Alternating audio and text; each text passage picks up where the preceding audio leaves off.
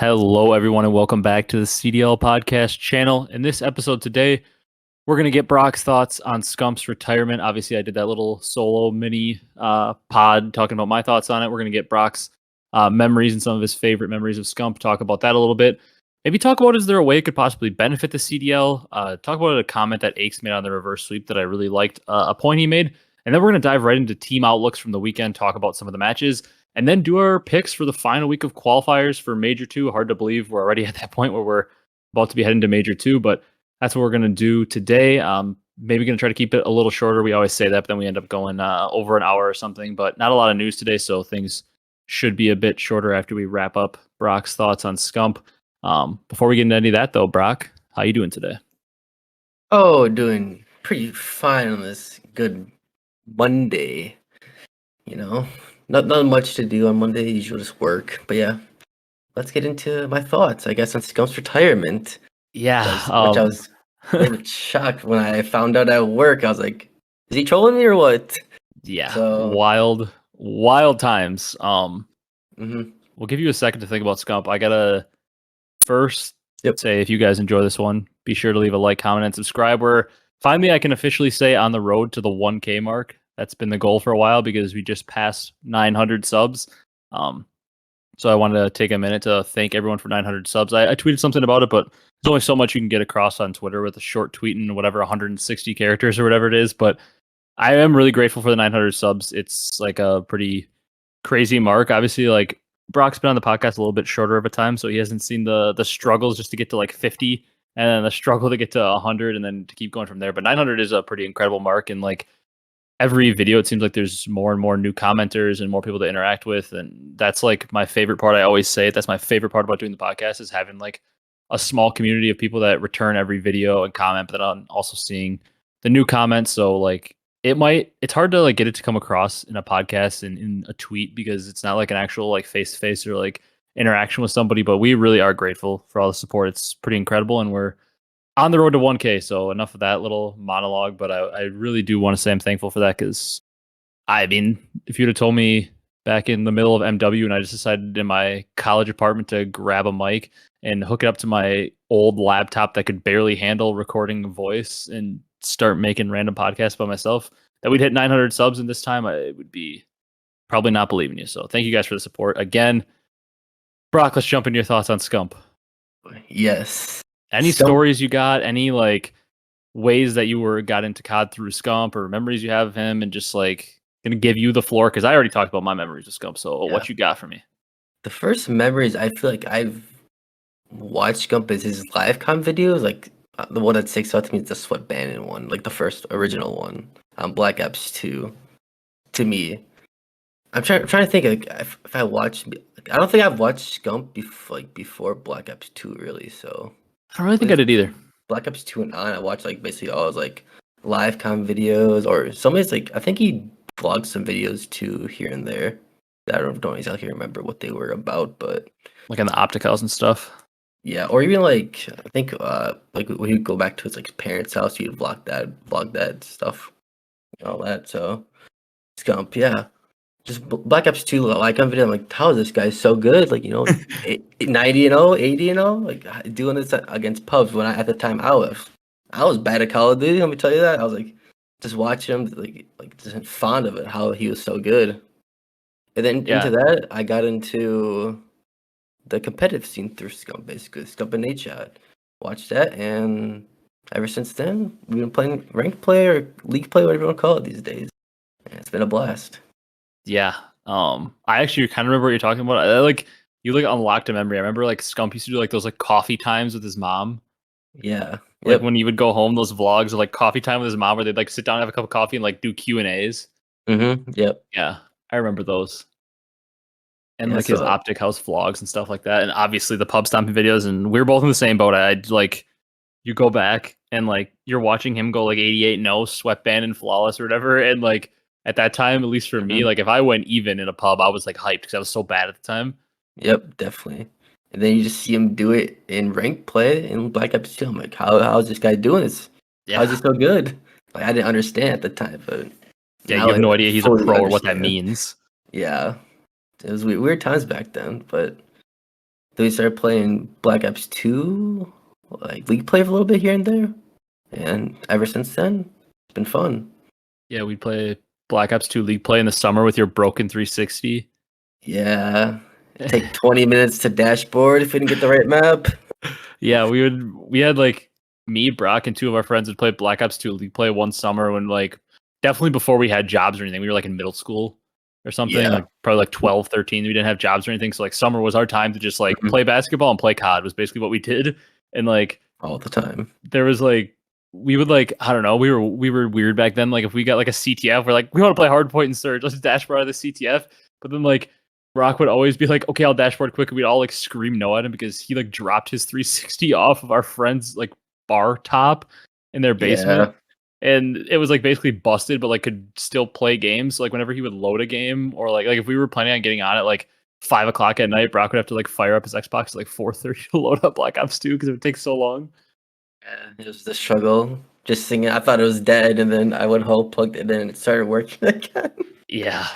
And really, probably the only reason we were sitting there playing League play was because of Scump, because we discovered competitive and everything basically through him. It's I know like when I first like found it, it's like so much different to what a pub was. Yeah. Just it's so nice to play.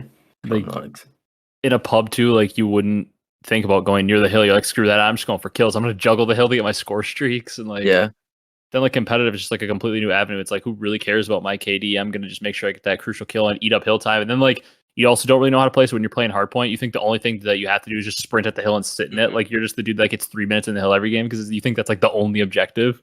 You know, when we first started, I think we all four of us would sit in the hill off rip. Yeah.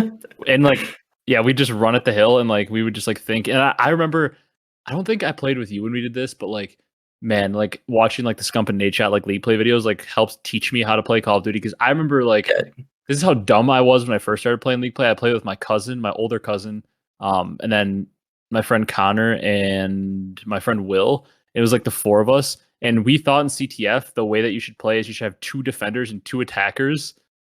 Like we had no idea how to play the game. So me and my cousin would be like the defenders. We'd sit in the spawn with like ARs and like try to just like hold down the flag and never move. And then we had Will and Connor like run out as like attackers, try to go pull the flag, which like obviously like not knowing how to play competitive, you probably think that's logical. Like you got a couple guys designated to defend it, a couple guys designated to go pull it. But obviously we were playing at such a disadvantage because like people were playing the map normal. We just had those two going to 2v4 trying to capture the flag.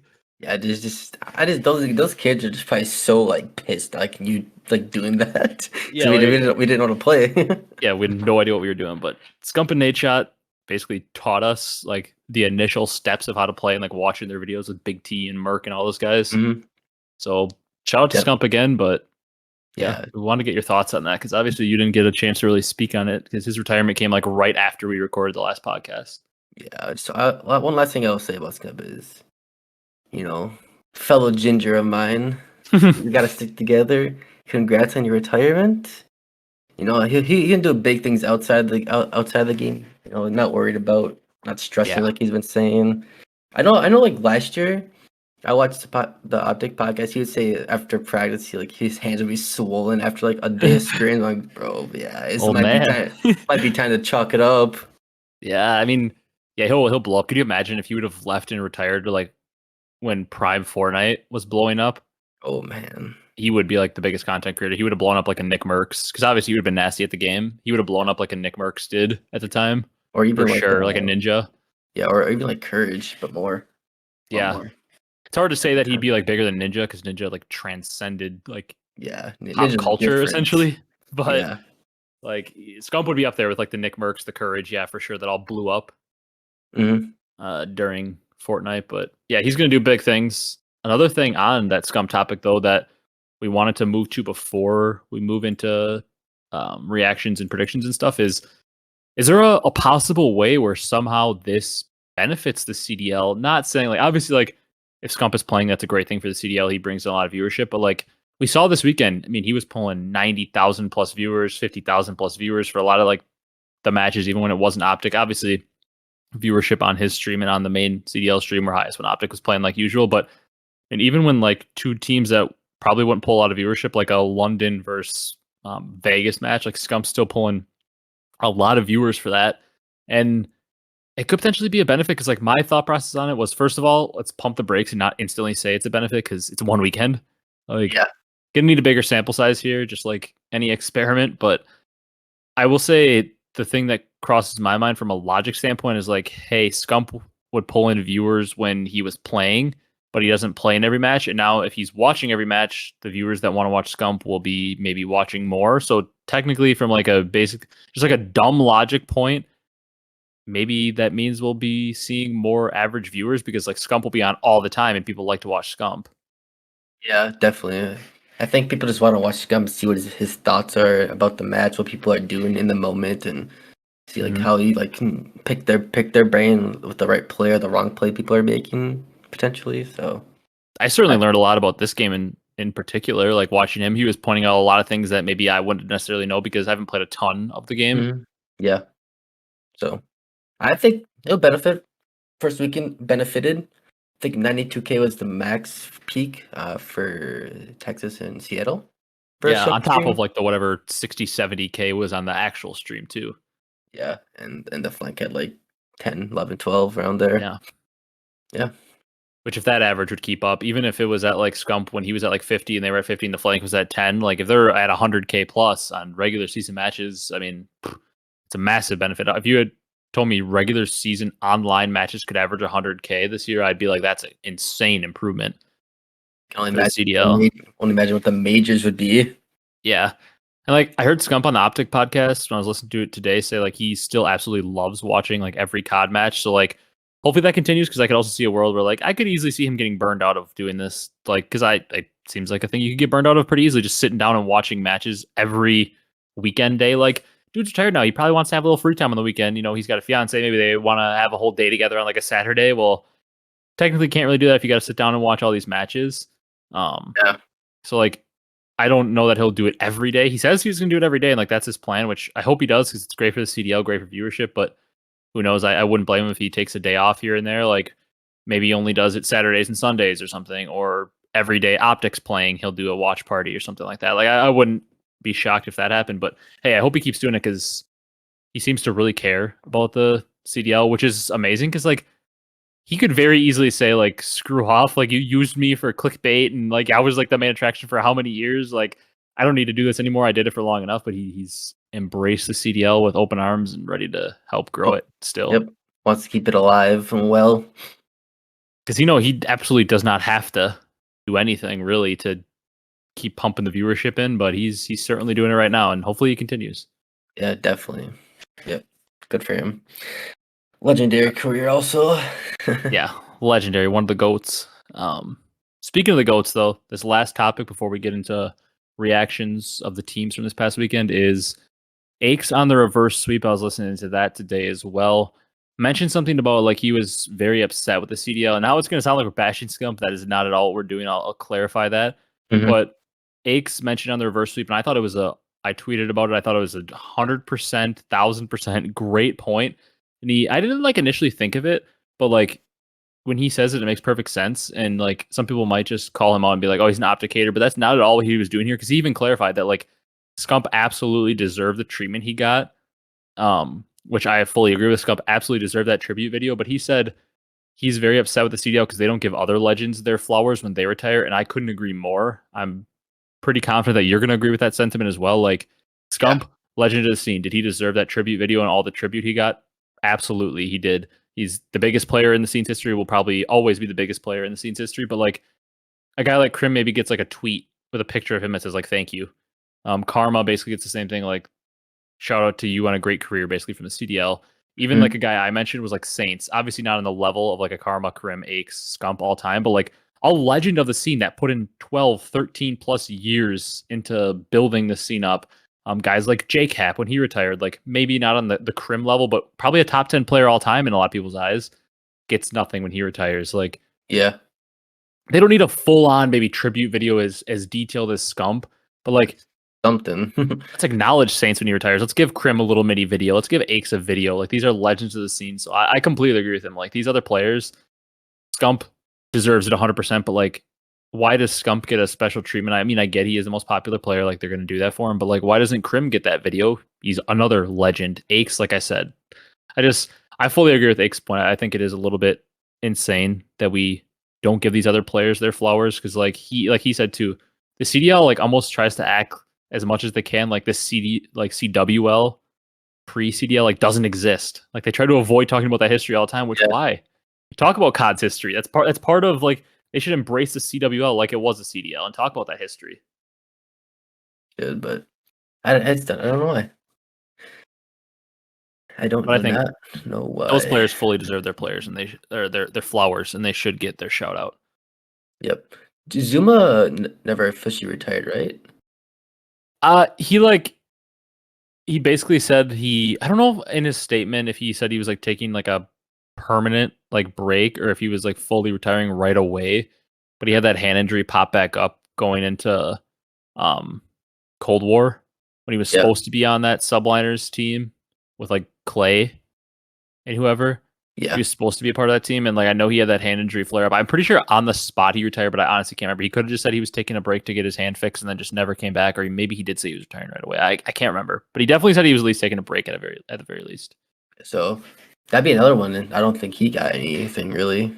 I don't know. Yeah, absolutely. I don't There's so many of those OG like because like if you like guys like Zuma, like if you look at him, maybe he doesn't deserve a shout out for like his CDL career because he had like his one online title, but like that's the thing like Aches is saying. Like obviously Aches' career in CDL was short lived. It was just a few matches in the CDL era, but like the dude had 20 championships and 2 world championships before the Yep. CDL. Zuma had countless championships. or Like, even formal. yeah. I can't remember. If I don't think anything. I think he obviously got like a shout out and everybody was like shouting him out, but I don't know So, if the CDL did anything like massive for him. yeah, that's another one. There's so many guys. JCap, like I said during the CDL era, he definitely deserves one. Definitely. So Even Saints, so like many. maybe you don't give Saints a video, but like the CDL should when Saints retired, the CDL should be tweeting out like congratulations on an incredible career too, like a legend of the scene, like because of his history in the scene. Yeah, I fully agree. Like these guys are people that built like competitive Call of Duty, and the CDL wouldn't exist without guys like this. Help built it all. Yeah, so we need to start giving more players their flowers, and this is not once again taken away from Scump. Scump deserved everything that he got, but like, why can't we praise Scump while also praising Crim and all these guys? Like that's part of. I don't think this is why the CDL does it. I think it's just like basically they just were like, shoot, Scump retired like the biggest guy. We got to do something for him. Maybe they don't think about it for others, but like it's part of this like toxic goat culture and like debate culture we have now, where like you can't simultaneously say 2 players are great for whatever reason. Yeah. Like if you think like example from this weekend, Josh Allen lost. Well, if you think that Patrick Mahomes is great, you can't think Josh Allen is great. You have to think Josh Allen's the worst quarterback in the league. Like in so many people's eyes, which like that's just not the case. Yeah, definitely. Josh Allen's pretty good, but I'd probably take Burrow. Yeah, but like in so many arguments, people are like, yeah, I mean, Josh Allen sucks now. He's the worst quarterback in the league, and Burrow is so good now. But it's like that's just like Not that how it shouldn't be the debate. works. It should be like maybe Burrow is better than Josh Allen, but the debate isn't which one's good and which one's awful. They're both good. Yeah, and like and that's like it's like the Crim and Scump debate. It's like when somebody like argues that Scump's the GOAT, people like instantly think that means that you think Crim is just awful. And that's just like nobody's arguing that. Like we're arguing who the GOAT is. Clearly we think both of them are amazing players. Yeah, it makes no sense. People being like that.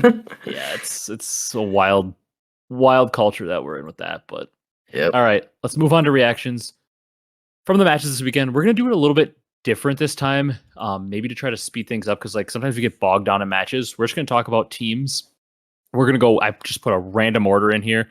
We're gonna just go team by team, talk about their weekend, things we like, things we didn't like. What do they look like going forward? Is the roster in danger? Like what's going on with them? Basically, just like where they're at as a team, instead of going match by match. So first team, let's just talk about them. They're the team that everybody wants to hear us talk about. It's OpTic. This weekend, they played Good. Surge and they played Ultra. Took out Surge 3-2, shaky and hard points in that series. We watched that one together. They're pretty shaky and hard points, but like Search and Destroy, they looked incredible. Granted, Seattle, a bad Search team. So I kind of came out of that Surge series thinking, hey, good to get a win on little practice, but you've got a big test coming up with Toronto, arguably the best team or one of the best teams in the game, we thought. And I would say OpTic handled Toronto. Would you agree? I would agree. That's what a lot of people were saying as well. It They wasn't only as dropped the close as a control. score, it seemed. Yeah, and I mean that last hard point. Can we talk about Illy? Ender, He my man. fried them on that last hard point. Ender's back, baby. He was cooking that last hard point. But OpTic on the weekend, thoughts? I mean, this team looked like they had a newfound grip on the game. I mean, Illy was their best player this weekend. I think we can agree on that. Yep. Had the highest KD on the team in both series, just so happened also. But man, this team probably isn't even really into full form because Dashy's just getting back into the swing of things with them, and they're learning how to play with Hook. And I'll say the pace. That's what I take away from this weekend for OpTic. The pace they're playing at is so much faster because Hook is just a faster player right now than Scump was, and they are playing with some speed, some aggression. This roster is looking to be an amazing search team. If they can continue to clean up that hard point, I feel like when I initially saw the roster form with Scump and it didn't change with Dashy, I said they'll be a top 4 team pretty quickly, and feeling pretty good about that right now. Yeah, I agree. They're moving Diffie on the map with the Zeo. Yeah, their speed. It's like a whole new level. And we talked about this like a month ago, or like after Major 1, we said like I think teams are going to copy this New York style of play. I think in this Modern Warfare 2 title, with how just random things are, you just got to pick up the pace and go, go, go. Mm-hmm. Yep, I fully agree. OpTic Is Dashy the main? Because I swear, was it the OpTic podcast? I swear someone said that Dashy's the flex now or something. I think people are saying that he should be the flex and they should let Illy be the main, but I don't think that's like an official thing. I mean, I did see Illy pulling out the sub here and there. I think technically Illy is like the flex, but like in this game, it's so much 2 AR. Yeah. And like your flex is more of like on certain hills, kind of like what I do when we play CDL mosh pits. Like I'll pull out a sub on a certain hill and an AR on another hill. I think it's more like that. Yeah.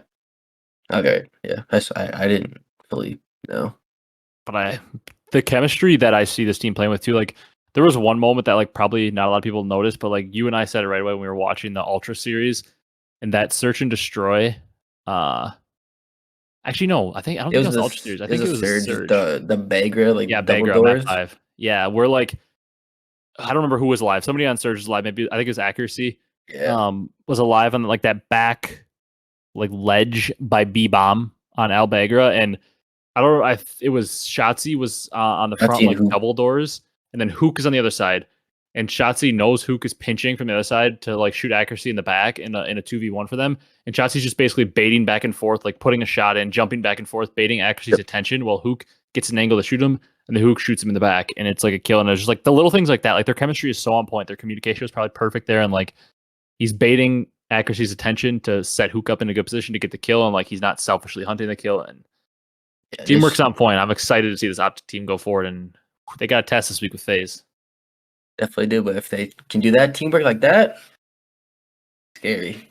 Yeah, and they're setting the pace. And I think like to me, the X factor on this team obviously is like Hook and Illy, because we expect Dashy and Shotzi to be pretty consistent. They'll have their pop off moments, but like those are probably the two more stars on the team. I think you'd probably agree with that too, Dashy and Shotzi.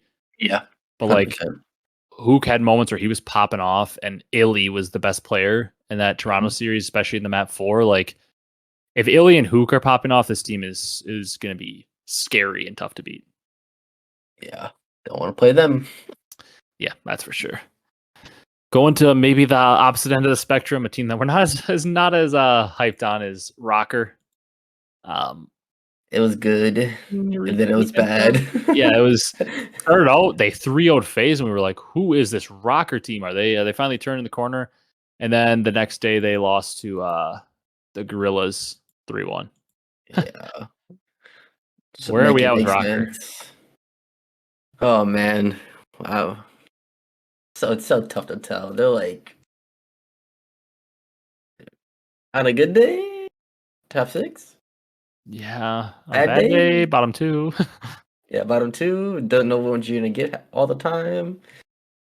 Like, man, it's so like disappointing, honestly. It's also like confusing because like in that series against Minnesota or against Atlanta, they took it to Atlanta map count wise or map score wise, I guess I should say.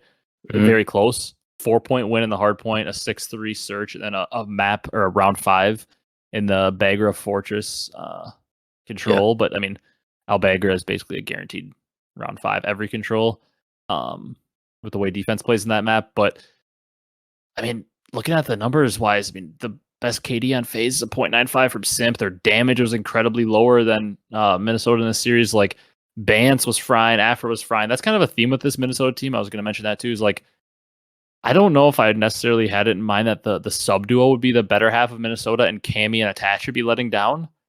Yeah. Afro and Bance. I thought maybe it'd be the other way around. I had more faith in Cammy and Attach to be consistent. And maybe Bance and Afro would be the question mark, because Bance and Afro have been up and down players at times over the last few years. But it seems like the AR duo is letting them down. That's my takeaway. But like, still, it's so hard to just destroy Minnesota, because I think that makes them 2-2 in the qualifiers now.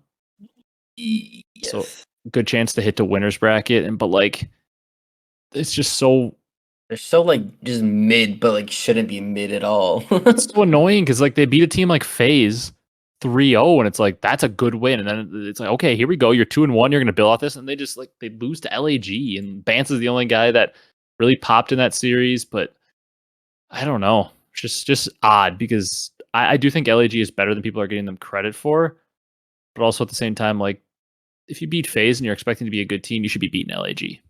Yeah, definitely. We need some little bit of Cammy step up.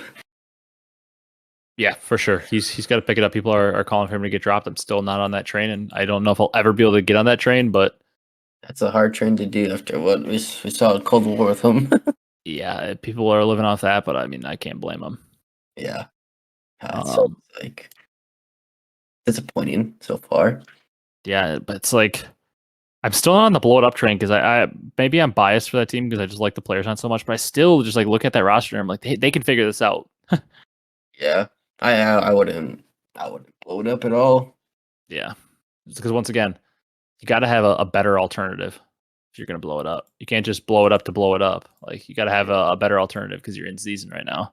Yeah, need the points. Every match counts. Yeah. All right, let's go on to Faze, our next team. We just mentioned them. They got blown out of the water by a Rocker. Kind of shaky for them, a team that we'd expect them to beat once again because of Rocker State and the fact that, they're Atlanta. Then they beat Subliners, who a lot of people argue is our best team in the game, coming off a major win, and they haven't seemed to slow down too much. And the hard points for Faze were rough, to say the least, in this series. They got beat by 100 in the map 1, and then got 100-point clubbed on Zarqua. Hydro, and then that was just clinical. Yeah, and like Slasher was kind of tweeting like it was not a great series for them overall, and he was kind of rage tweeting about the game and stuff, because like, yeah, you get where he's coming from when you look at the series. They snuck out a round 5 control win, and then a round 11 and a round 10 search win, and got dominated in the hard point. So a true Neslo in the truest form. Yep. For Faze here. But hey, sometimes you gotta be able to win series like that. Like, that's something that Faze would struggle in the past. Like, they were such a dominant respawn team that like, if they lost hard points, things would get dicey. But hey, it's kind of like what you say in like football. Like, you got to learn how to win games in every style. Blowout, you got to learn how to win ugly. Yep. I guess. Win ugly games. If I take one thing away from this, at least Faze was able to win ugly. Yep. Definitely, they're winning search, but not losing hard points.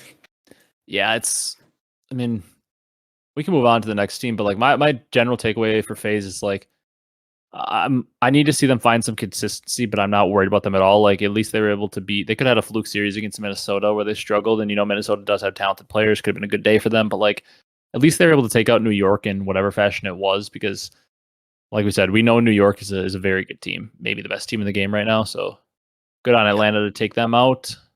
I also think Map 5 was they had like a break over. It was like lagging for a little bit and all that jazz. So stay compose, got the dub out. Yeah, for sure. Then maybe to the opposite end of the spectrum again we go. Got Florida Mutineers. They only had the one match this weekend against New York, where they lost 3-1. This was the series where Scrappy was raging because they had to like replay the map 1 or whatever. This was a pretty dominant series. I mean, Florida took a search, basically the most predictable scoreline for this series, a 3-1, because you'd expect Florida to take a search. Yeah. off of New York, but this was just a dominant series. I mean, you look at the KDs across the board: 1.1 for Skies, 1.19 for Presto, 1.31 for Kismet, 1.57 for Hydra, and then on the side of Florida, everybody incredibly negative. Havoc all the way down to a 0.58. The damage across the board much lower. Like, just Florida got dominated this weekend, but like my general takeaway is still the same on Florida. Like, they're going to be scrappy because they're such a good search team, one of the best search teams in the game. So they're going to be scrappy if they can. They're a team that's my classic example. They're like an Elevate from BO3. I'll always use that example. Yeah. They're going to just scratch and claw and win almost every search. They're just looking to take one respawn from you. And the reason I don't take too much negative from this series is because they're playing New York, who is just head and shoulders above them talent-wise. Yeah, every player is more talented. I would assume. I would think that too. They got one. Wild. They got one, like Major Maniac. He always gets you one. Yeah, they're a great search team. So like, it is a nice thing to have in their back pocket. Like, if they take you on to map 1, they've got you a little panicked because they're a very good map 2 team, just a very good search team. So like, if Florida takes you out in map 1, watch out. That's a recipe for disaster. That's how, like, if they could just get hot at hardpoint and just like keep getting their favorite map 1 somehow, like, look out, because they win map 1, it's a whole new series. Because if they get up 2-0, they can close it out most likely, and most teams are able to close out 2-0s. Yeah, definitely get hot on the right day of the tournament. Never know. Yeah, and they do have upside, but I'm not like completely like Florida isn't like my bottom team because of how good they are at search. Yeah. Speaking of a team that used to be good at search, Brock, maybe they're a little bit of a struggle this weekend. They're landable. Vegas. Yeah, Vegas. Granted, they did play good teams, but Vegas went 0-2 this weekend. They lost 3-1. I guess they didn't really play good teams. I kind of forgot they played London. For some reason, I thought they played Faze, but I was tripping. They lost to London and Boston 3-1. Granted, they did win both searches, so I guess I shouldn't say they're a bad search team. They did go 2-0 with 2 dominant wins in search. But man, blew some hard points, choked those away. They got dominated by Scraps in that. Scraps was in that London series. He was frying. He tied the hard point kill streak record this year at 11. But they were overall close in their hard points. Just a couple crucial mistakes down the stretch, and their search continued. So like, Clay tweeted like, "We suck again," and like they were really down about it. But like, I'll let you go first with your thoughts on Vegas, but I have some like not so negative thoughts on them. I still think, right day, right time, they can beat anyone. Just the little mistakes that they're making in hardpoint, I think it should be an easy fix. I would assume the coaches tell them, they see the VOD. It's not that hard of a fix, I feel like. Yeah, I agree. Like, I don't think it's a ridiculously hard fix because like, I would be a lot more panicked if they came out this weekend and they got dominated in search and lost the series, because like that's been their strength. Like, they've been so good at search that it keeps them in series. Like, map 2 is almost a lock for them. So I look at that and I'm like, okay, like if Legion are able to take, kind of like we just talked about with Florida, like if Legion are in the same boat, if they're able to take a respawn off you, then watch out. And I think that I trust the Legion to take a respawn off teams more than I trust Florida. I would do that too. I think they have more talent. Yeah, I agree. But that's where I'm like kind of sitting here thinking like, man, they got to figure out the hard points, because like they weren't that far off though. That's what I'll say. My only thoughts on Vegas are, it's rough that they lose to London, because it's like a team. London and Boston are teams like that are very beatable teams, so you'd like to see them maybe get those wins, and obviously you'd like to see them get at least one of them. But like, I still feel very confident in Vegas and search. I mean, what is their search record on the year now is 14-5. Their issue though, 3-10 in control and 7-18 in hardpoint. Clean that up. Yeah, like somehow get a little better, because they're dominant. 14-5 in search is incredible. I know. Is that the best overall? It might be the best overall. Got to be pretty close to. I mean, like Florida would probably be up there as well. Florida's 11-5, so just a little bit less reps. They have 3 less wins. Same on losses. New York maybe. New York's really good at respawn. That might be carrying them a little more. New York's 10-9. Yeah, New York's just really good at respawn. 11-4 in control and 17-9 in hardpoint. Yeah, that might be the best in the league, but they can't win anything else. Faze is 12-6 in search. They're up there as well. Yeah, I think that's the highest. Yeah, so I mean, Vegas is probably the best search team in the game, and they just Best got to clean up those search. hard points. But they're close. That's my final thought on them is they're close. Like they were Mhm. right there. Like they were 230 a lot of hard points, and there was like one crucial mistake towards the end of the map. Yeah. Costed them, but like they're not far off, in my opinion. Like keep grinding at the respawns and just try to figure it out. It just like you said, like I think last week, or whatever, they get the 50% in control or hard point. Yeah, one of the modes. They're top Make 6 for those modes like sure. a 50-50. Yeah. Because you're dominant at search, and don't start to slack on the search to try to improve your respawn because you've got to keep that search top tier. Because I don't think Yeah. they're ever going to be able to become a consistently dominant respawn team, No. but I think they could keep up the consistent domination in search. Yeah, definitely good. He'd be there. Okay, London, Brock. We just talked about them with Vegas. Beat them 3-1. They got 3-0'd by Big Cap and the Thieves. My thoughts on London, like, it's so hard to determine what's going on with them because they're just changing their roster every 2 seconds. Seems like they're somewhat competitive in the London series. I mean, Legion. Yeah, Las Legion, Vegas they really get the season. win. I mean, they played the hard point tight against the Thieves. Granted, though, the Thieves have a substitute, so is that really that impressive? I don't know. But, like, my thoughts on London are kind of the same. They beat a Vegas team that struggles in respawns and a bunch of respawns. And close hard points. Like, I still just don't have that much faith in this London team. It is good to see Nasty and Scraps really have a good series, even Yeah. though it was against Vegas, because, like, I feel like Nasty and Scraps are going to have to really step up and be absolute killers in order for this team to have a chance. But, like, yeah, London is kind of just like a whatever to me. Yeah, they're basically like the same. You know, they keep switching their team up every other day. Yeah, they're a bottom 4 team with a chance to maybe make noise and somehow scratch their way into the top 8, maybe. That's what they are to me. Yeah, shout out Scraps though. He fried. Frying in that Vegas series. Frying. Yeah. Good to see though. Good to see out of him. All right, Brock, New York. Subliners.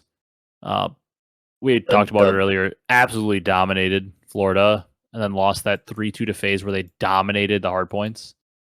Yeah, they're still the best team. Yeah, I have like no words to say on them besides they're number 1 in the standings. They're still a great argument you can make for them having the best team.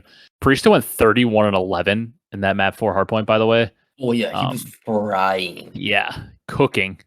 That's a Priest we all want to see this year, and he's doing it. Yeah, and like my only takeaway basically from this series is like, yeah, they couldn't win a search. I'll say like there's a slight worry there where like they couldn't win a search or a control, like the more scrappy game modes that maybe they're a respawn team and like could be like a. I'm not comparing them at all to the OpTic Dynasty, but like the OpTic Dynasty at their biggest downfalls, like I'm just saying them because of them being the best team in the game at the time. Just like New York, you can make an argument it's the best team. Like OpTic just couldn't win a search, like in Black Ops 3 at Champs, that was OpTic's downfall. They just couldn't win search. Yeah, just couldn't do it. And like, I'm not at all saying New York can't win search because that's just not the case. Like, what is New York's search record this year? They are 10-9. Yeah, 10-9. So like, that's solid. That's about 50% win rate. It's about what you need. They're a good search team, or at least average search team, and like obviously still good at respawn. So like, I'm not that worried about it. But like, don't let it become a habit, New York. Don't consistently lose searches because that'll end up costing you. You're bound to go to some map 5s against good teams. Yeah, don't rely on the respawns and just chalk up the SND because you know you're gonna not potentially win it. Yeah, for sure. All right, LAG. Interesting weekend for them because they're also one of our teams that only had one match, but they looked good in their one match. They beat up on Rocker pretty well there in a 3-1 fashion. Arcitys had a great series.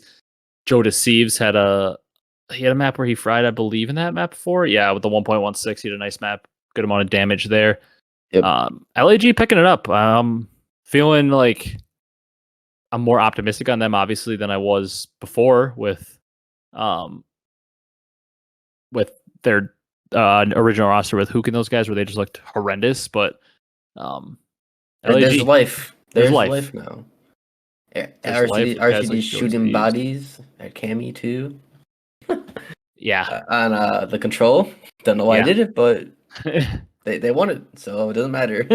Yeah, and I mean, maybe Arcitys and Assault are establishing a good pace, good communication, just overall, just organization on this team with the two veteran main Mhm. AR communicators. Yeah, I think so. But honestly, solid from LAG. Now, I'm looking forward to seeing if they can build on this and become a more competitive team because it certainly seems like they are. They're on their way. Yeah, maybe a little bit of RCD's MVP if they keep winning. He's Yeah, chill, chill, trying. chill, chill, chill. All right, let's talk LA Thieves. They got 3-0'd by Ultra, and then they 3-0'd to London. Honestly, it's a little bit hard to evaluate them, and I don't want to spend too much time on them because they didn't have Kenny this weekend. They're playing with the fill-in and Capsule, which, by the way, shout out to Capsule against a very good Like pretty Ultra good. team. He had a .98, and he looked very good based on the eye test. In that match, they just got beat by a very good team with this fill-in, and then they 3-0'd London, and Cap had a 1.14. The players couldn't say enough good stuff about him. Obviously, it's hard to judge on this weekend because Kenny was out. He is sick currently. They said, and I guess doctors recommended to him it wasn't the best thing for him to play. But I did see on Twitter that he's feeling better, and they're thinking there's a chance he's back to play for them this week. So, I mean, my takeaway is get Cap still in the league. That dude is gross still and a great young talent to help build a foundation around Florida. Hit him up. I think we know who. Yeah, probably because I like Vickel's talent. A Vickel and Capsidal, young, talented sub duo becomes intriguing. Florida hit him up. Kind of facts. Yeah, that'd be a nice little or just a little bit of expansion teams called the League. That too. That too. Get a Doug and Capsidal sub duo. You'd love that. Oh, don't go about Doug now. Yeah, but I mean, I'm intrigued. Capsule needs to get back in the league, but hopefully Kenny's good soon so we can see them. That's my thoughts on LA Thieves. Way to at least pick up a win, so that way if Kenny's back for the major, you at least can try to find yourself in winners bracket. I think they're 1-3 now, so it might be tough though. Yeah. What is salvage the weekend? Yeah, get a win, beat a team you're supposed to beat, like London. Yep. Maybe a team that didn't have a great weekend though. Seattle Surge. Shaq and Kobe. They lost 3-2 to OpTic, and I believe that drops them to 0-3 at these qualifiers. Yeah, Shaq and Kobe, Sib with a 1.22, Pred with a 1.2, and their teammates both drop 0.9s. And how many more times? Yeah, I mean, it's the same old story for Surge, though. They look great in hardpoint, win the hard points against an under-practiced OpTic team, and then they can't win a search. I mean, even in control, they're not bad. They're 8-6 this year in control. They're 15-9 in hardpoint. You want to take a guess what their search and destroy record is? They've played 19 search maps. Look at it right now. Yeah. Jesus, 4-15. If that was even 8 wins, they even got that to 8-11, they'd be so much better. Yeah. They can't win a search. I mean, yikes. Yeah, I was watching Pred on the stream. They basically map 2, basically chalk it up at this point for now. Yeah, and you're not gonna want to hear. They're not far off either. They're pretty. Their hard point is 15-9. That's one of the better records in the league, and their control is better than a 50% win rate. That's if you're over 50% in both respawns, that's pretty darn good. But their search is they're winning 25% of their searches. Yeah, I also heard that they don't switch up on search. They always go to the same spots. So yeah, I mean, very predictable. I don't need to talk about this team anymore. Just figure it out. I'm more creative in search than they are. Something different if it doesn't work. Switch it up. I'd rather have you switch up and it looks awful and bad than just do the same thing every time and just continue to lose. What is that? I really have hit everything together than do whatever they're doing right now. Yeah, for sure. Play TDM and hit everything together rather than this. Yeah. Ultra. Next one. Yeah, Ultra beat Thieves with a sub 3-0, and then they got kind of dominated by OpTic. I want to get to predictions, so I've got nothing to say on Ultra besides the fact that they're still a contender to win this event. They're very good. They happen to run into an OpTic team that I think is really good and has a lot of momentum right now. I think on any given day, OpTic could beat Toronto again. I think we play that match again. Toronto could very, very easily beat OpTic. I think it's maybe just a rough day for them, but this team is still gross. I mean, they're 14-11 in hardpoint, 10-7 in search, and 11-3 overall in control. This team is still very good. I have no worries about Toronto. I still think we're going to see them probably with another top 4 finish at the major. Yeah, I would agree everything you say. And our last team, the Boston Breach, who beat Vegas 3-1 on the weekend. I'd say it was a successful weekend for Boston. I mean, they beat a team like Vegas, who maybe isn't the most impressive win, but like I wouldn't consider Vegas a bad team by Yeah. any means. And it was good to see Methods kind of cook. It was good to see Big Wake back cooking, and Vivid has his normal 0.9 with the highest engagements on the team and like almost the most damage. Yep. Good to see them win a couple hard points. And like we said, Vegas screwed up with a couple plays and lost close hard points. But like, hey, that also means Boston was making the correct plays Yep. late in those hard points to win it. So good on Boston. I still feel the same way about them. Where like I feel like they can upset anyone, but I don't know. They're like a middle of the pack team that has upset potential to me. Yeah, that's why I just wanted to beat a OpTic in a tournament. Beat a top team. So I'm more worried about not these middle of the pack teams they're winning Yeah, against. it's been their thing since they've joined the CDL. Is they dominate the middle of the pack and they step up and beat the top teams, and they really haven't been able to up to this point in Vanguard at all or this year. Yeah. They're basically like we talked about. They are 50% in search, almost 6 and 7, almost 50% in control, 4 and 5, but then 11 and 6 in hard points. So like once again, I feel like with the players in their team, Vivid, Nero, Methods, even like they should be able to play very well in search. So that's what I'm looking for them. I'd be looking for them to continue this almost 2-1 win rate on hardpoint and then pick up their search big time. And I think we can get to a situation where we talk about them being more of a contender. But I'm still pretty optimistic on Boston. I have been the whole year. Yep. I agree. All right. Let's do our pick'ems. Final thing we got to do on the pod this week. Update on the standings, Brock. It's looking rough for you. I might go up 2-0 on major standings for you. I beat you by 3 points in Major 1. We switched up the scoring a little bit, and I'm having a pretty good Major. Actually, like this past week, I started out the first 5 matches I got correct, and then I got 4 matches in a row wrong, and then got the final match correct. You started out in a 2-win streak, then a 2 losing streak, then you got 1 right, then a 4 losing streak like I did, and then you got the last one right. On the week, you ended up getting, what did you get here? You got 1 point, and I got 2 points. So that increases my lead from 12-3 to 14-4 on points for the league. So you got to go big. Gonna probably need a lot of 2-point predictions out of you this week. Might have to go crazy. Gotta call down the 10, script so writers with CDL. You're gonna need a lot of help here. You might need to go a little crazy predicting 2-point matches and stuff here. Yeah. Don't worry, I'll go crazy. All right. Let's make our predictions here. First day, man, we've got a marquee matchup here. First match on Friday. Let's go, London baby. versus Florida. Ooh. Why is this is like This is a 2 p.m. Eastern or 3 p.m. Eastern on a Friday kind of match. Non-prime time. Yeah, I will not be probably watching that. Yeah, you'll be at work and yeah. Yeah, that's a good time slot for these teams right now. Yeah. It's a perfect time slot. We don't necessarily need to be tuned into this one. I'm glad they didn't put this one on the prime time when I can watch a little easier. Yeah. Who you got though? I mean, this is just like what do you do with this one? It's hard to predict because they're both kind of they're close teams to like where we had them probably ranked at. So actually like a tougher match to predict, kinda. I wanna do 3-2 Florida. Okay. 3-2 Florida. How many are you putting your 2 points on? Are you gonna go all out? I'll put 2 points, yeah. Okay. I was like literally so 50-50 on this one. Because I really don't have like a strong preference. And like I was gonna say Florida. I fully believe in Florida in the search and destroy, which is why I refuse to pick a 3-2 if I go London. So I'm gonna say London 3-1. Just screw it, London 3-1. I'm only putting 1 on it because I don't feel confident at all in that. I was basically 50-50 and was gonna pick opposite of what you did, to be honest, with this one. Yeah. Like if we're being 100% honest, I like to normally come up with some logic for what I'm doing, but that's my logic. It's no logic. It's screw it. You're picking Florida. It's 50-50. Although I do think that Florida, like if I was leaning one way, I'd say I'm leaning like maybe 60-40 towards Florida. As weird as that sounds, because I'm picking London, but like I do think I lean a little bit more towards Florida just because like when I look at these two teams, I see London as just like a toss-up in every game mode, and I think Florida has a strength to lean on, and that's search and destroy. So that's why I like Florida maybe a little bit more, but I'm gonna give you a chance to come back here and pick London 3-1. 1 point on it.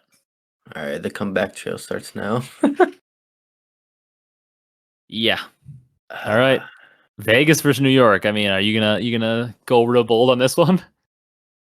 No. I'm gonna go to standard 3-1, New York. 2 points. Okay.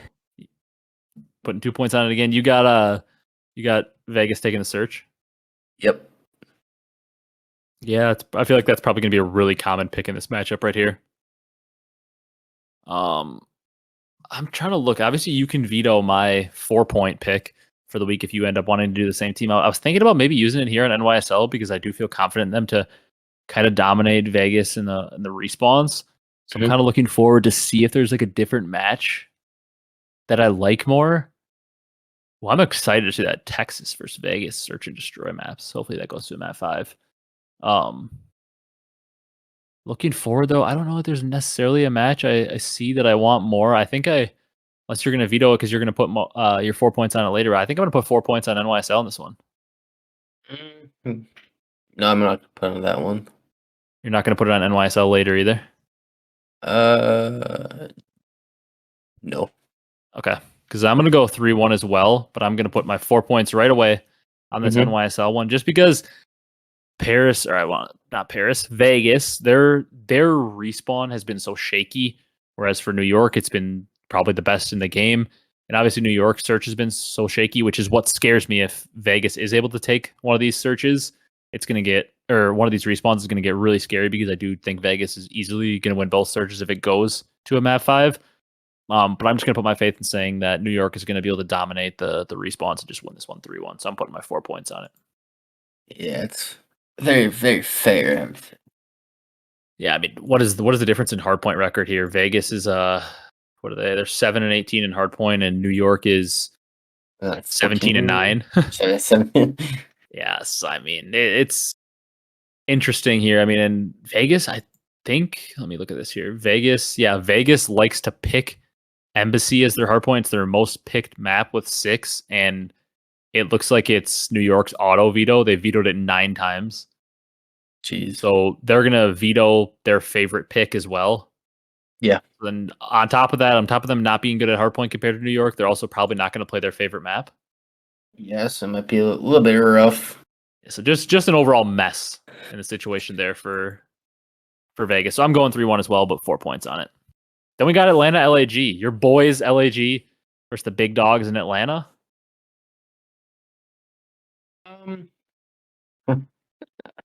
Oh man, I didn't pick LAG last weekend. They win. Yeah, the one time you don't pick them. I know. I'm going Atlanta. 3-1. 2 points. I just feel like Atlanta's gonna come back. Kind of like, probably just. Oh, it could be easy 3-0, but I'll give him one. A little revenge game for Arcitys technically, but I want to give you chances to come back, but like I can't.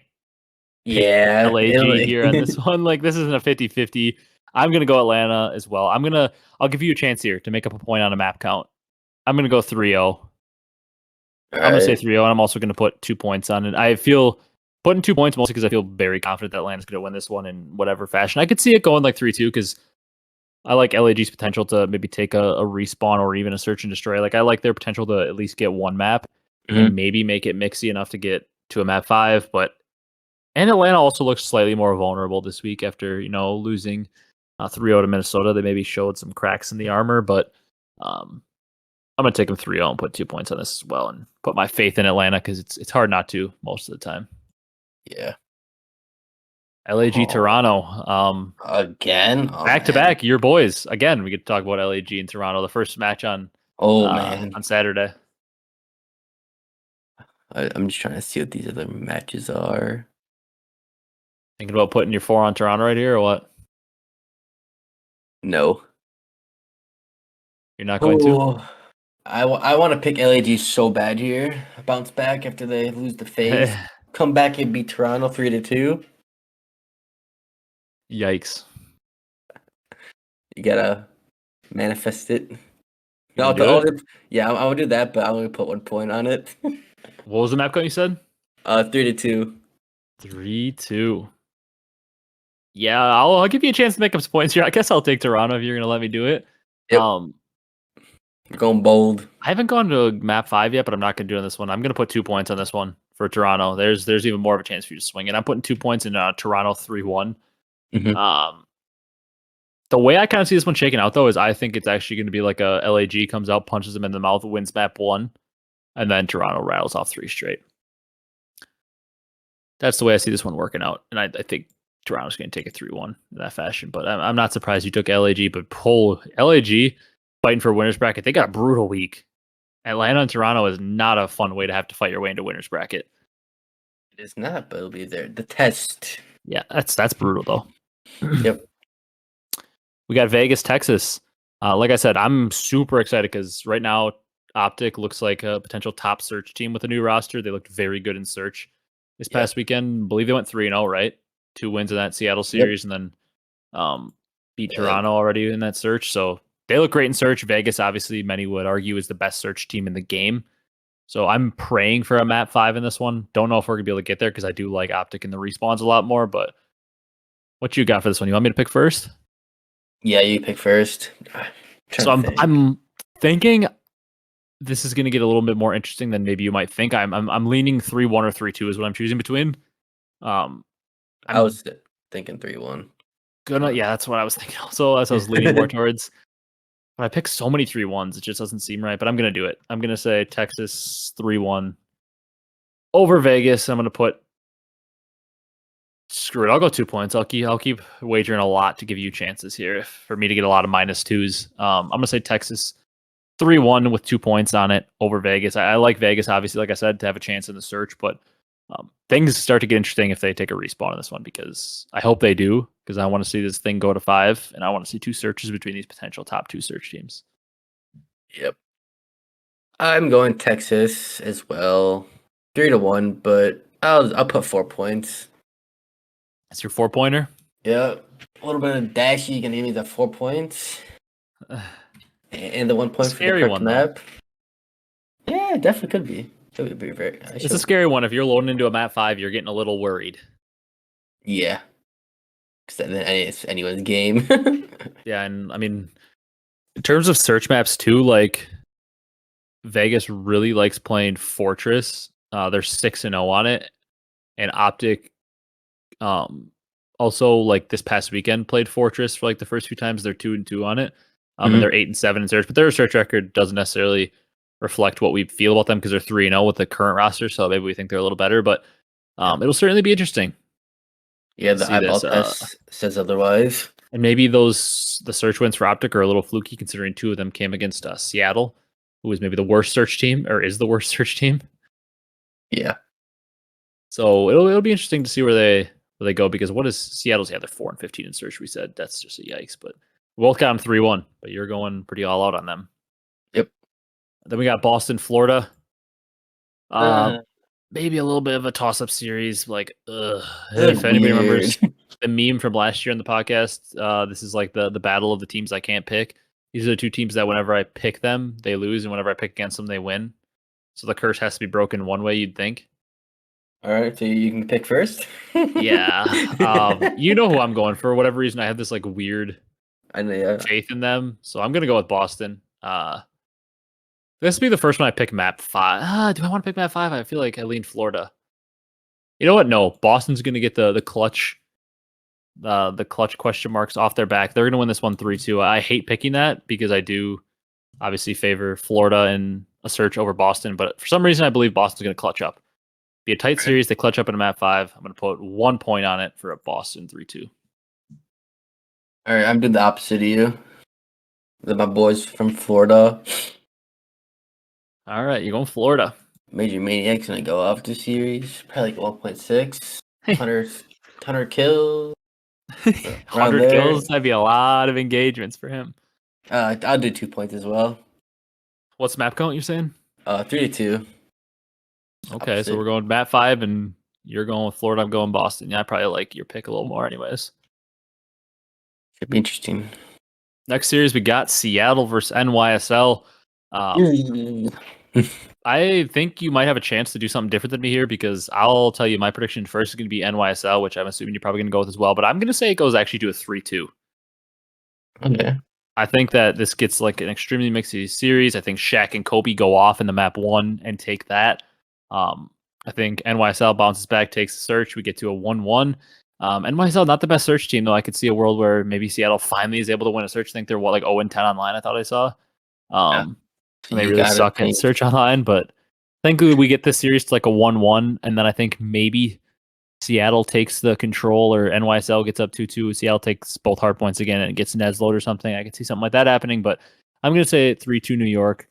I'm going to put 2 points on this one as well, give you some more chances to come back, but I do feel pretty confident New York should be able to take this one, so I'll pick them 3-2 with 2 points on it. That's fair. I'm going Shaq and Kobe. 3-1. Lock it in. 2 points. They're gonna figure it out. 2 points. Another. Yep. Oh boy, you're gonna have some swings here. You picked a lot of bold teams. I did. Well, got to do it though. Oh god, this next series is just what do you even predict here? This is gross. Minnesota versus Seattle. I put like nothing because like, what Minnesota am I gonna get this? Just bet on a draw. Yeah, for real. Like Minnesota is like godlike in control at 10-3. They're gross in search at 6-9 and 9-12. In hardpoint, they like to veto Mercado for hardpoints. That's interesting. I didn't even know that, but Seattle's auto veto is Hydro. They've only ever vetoed Hydro hardpoint. Really? 13 times. So that's going to get vetoed out. Minnesota is going to veto Mercado, and then Seattle is picked Fortress 6 times and Hotel 5 times, so they're going to pick one of those. And then Minnesota is obsessed with Fortress, so Fortress hardpoint will be played. They also seem to like Embassy, so this is probably going to be Fortress and Embassy hardpoints. In this series. So playing some bigger maps, I guess, maybe. Fortress is pretty small. Tight quarters a lot of the map, but this will be a mixy series. I'm trying to just figure out any logic to pick because this is just a gross series of 2 teams I don't trust. But where are you going on this one? We'll let you pick first this time. Where am I going? We're going with 3-1 Seattle again. They're bouncing back. I'll put 1 point only though. Yeah, I mean, it's hard to put anything more than 1 point on this one. Yeah. Screw it. This series is just gross. I don't know who to pick, so I'm going to say it goes to a game 5, and I'll give you a chance to come back. I'll go 3-2 Minnesota and put 1 point on it. This is just a gross series, and I don't know why I have like slightly more faith in Minnesota to be more consistent, which also sounds wild to say because they're the model of inconsistency this year. Yeah. But I'll say 3-2 Minnesota. I just have more faith in them in search and destroy, and this is just a toss-up in my head, so I'll just say whatever, it goes map 5, and I trust Minnesota more. Either way, yeah, it's very. I don't. It just was a toss-up. I don't know. I said some random stuff. Yeah, then we got LAT Boston. Not technically sure at this point. At this time in the recording, who's playing for LAT? I know I saw like a thing that said Kenny could be playing because he is feeling better. Or he texted their group chat and said he's feeling better, but no guarantees he's playing. Could be Capsule. Not sure if that affects your prediction, but we got Thieves Boston. This is a pretty tight matchup in my mind. 2 teams that are, both middle of the pack. I'm going 3-2. LAT. Holy crap. 3-2. Yeah. If Cap plays, it's a revenge game. That is true. What are you putting for points? 1 or 2? We're going 2. We're going big. Okay, you're gonna like this. I'm gonna go Boston in this one. I'm gonna keep my faith in Boston. Gonna say they take them out in a 3-1 fashion. I think that they lose either the hard point or the control, the map 1 or map 3. 3-1. I'm only gonna put 1 point because I don't feel crazy confident on this one. But let me put 1 point down on Boston in a 3-1. So we're splitting. We might split this last match too, because I'll just go out and say I'm thinking OpTic in a 3-2 over Atlanta Faze. I like OpTic's search game right now, although I also like Atlanta's search game. They just Neslo'd New York. I think the respawns are a big toss up. I think the respawns will more decide this series, as odd as it sounds to say, because obviously if it goes map 5, search and destroy decides the end of the series. But I do feel like the respawns are interesting because I think searches could easily be a split. Like they're so even, but like OpTic, we don't necessarily know how this team plays in respawn yet because they looked pretty terrible against Seattle and then pretty good later on against Toronto. So which OpTic are we going to see? Which phase are we going to see? Because they also look pretty terrible in respawns. Those are more of the question marks to me because I think they're both good at search. So I think one team could pick up their respawn and really dominate this series and make it quicker than we think. But I'm going to say 3-2, and let's put some more points in there to keep continuing to make things interesting. I'm going to put 2 points on OpTic in a 3-2.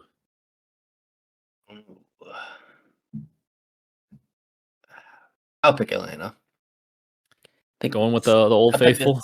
Yep, Atlanta, Cellium, Simp, Abe. 3-1. 3-1. I thought you were going to say 3-2. No. And 2 points on it. Yep, 2 points. I'm intrigued by that slate of matches on Sunday, to be honest, maybe more than any of the other days, because like Minnesota, Seattle, like we said, who knows? That's a legit toss up. Like who shows up? Yeah, well, who shows up? That'll be Minnesota's first match of the weekend. Seattle is playing the back-to-back. They play the last match on Saturday into the first match on Sunday. So who knows what they're going to look like? That's just a question mark. LAT and Boston will be interesting to see just because, like we said, kind of on the same playing field as well. So that won't be interesting. And then we got a marquee, the heavy hitter matchup always, the OpTic versus Faze matchup. Just so many star players. Yep. So like that's a good day of matches. Sunday night. And I mean, we took the opposite team every time on Sunday. So as long as you maybe dominate me earlier in the week, the first 2 days, you have a chance to come back there. I mean, we split on one match the first day. We split on 3 matches the second day and all the matches on the third day. So like you're definitely gonna have a chance to come back if your predictions are on point. Yeah, I went big.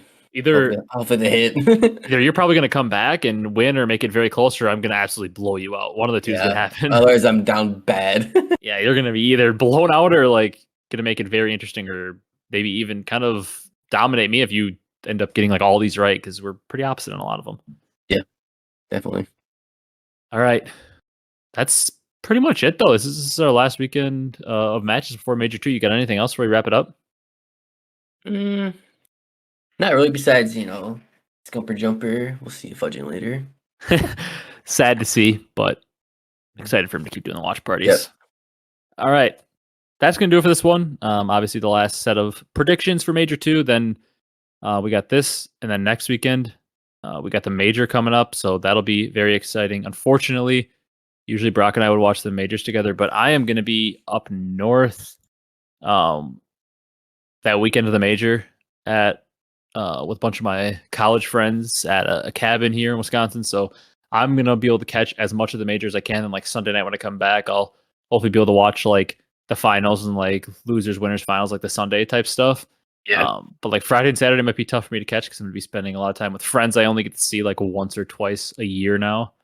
So I'm going to have to like all Sunday just consume as much of the matches as I can and fast forward through the breaks and just like watch all those to catch up to be able to talk about the Major. But kind of stinks, but obviously like I only get to see those friends once, twice a year, so I gotta hang out with them while I'm with them.